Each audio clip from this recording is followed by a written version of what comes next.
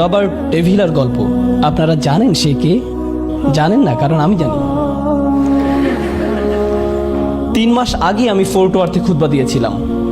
সেই মসজিদটাতে আমি গত 4-5 বছরে যাইনি। কোনো এক কারণে তারা আমাকে সেখানে আমন্ত্রণ করে এবং আমি সেখানে যাই।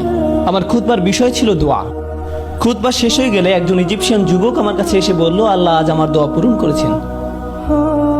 জিজ্ঞেস করলাম, আপনার দোয়া কি ছিল? সে বলল, রবার্ট ডেভিলার যেন নোমান আলী খানের সাথে দেখা হয়। আপনি রবার্ট ডেভিলা? সে বলল, না, আমি রবার্ট ডেভিলা নই, আমি তার বন্ধু, কিন্তু আমার ধারণা আল্লাহ আমার দোয়া পূরণ করা শুরু করেছেন। আমি খুব আগ্রহী হলাম। রবার্ট ডেভিলা যেখানে থাকে সেখান থেকে ফোর্ট ওয়ার্থের দূরত্ব 40 মিনিটের পথ। সে একসময় কৃষিকাজ করত।